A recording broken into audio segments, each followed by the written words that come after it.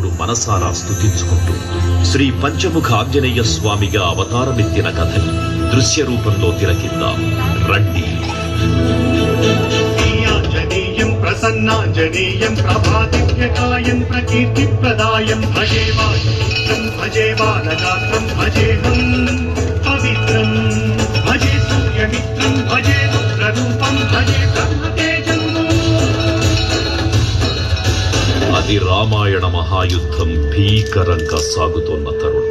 శ్రీరామచంద్రుని సారథ్యంలో వానర సైన్యంతో విజృంభిస్తూ లక్ష్మణస్వామి తనతో పోరాటం చేస్తున్న రావణుడి కుమారుడు ఇంద్రజిత్ తలని బాణంతో ఒక్క వేటుతో వేరు చేశాడు.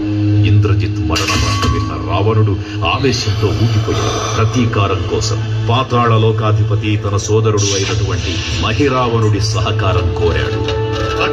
ప్రభాతంబు సాయంత్రమీ నామ సంకీర్తనల్ చేసి నీ రూపు వర్ణించి నీ మీద నేదండ కంచేయ నీ మూర్తి గావించి నీ సుందరం పెంచి నీ రాసదాసుండనై రామభక్తుండనై నిన్ను నే గొల్చెదన్.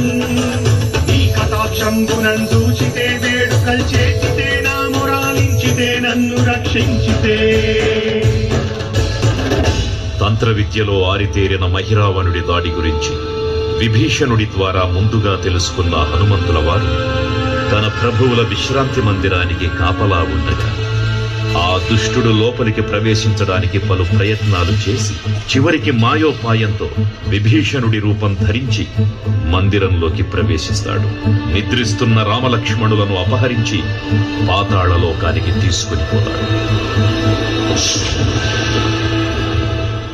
అంజనాదేవి గర్భాన్మయా దేవ నిన్నెచ్చనేనంత వాడన్ దయాశాలి వై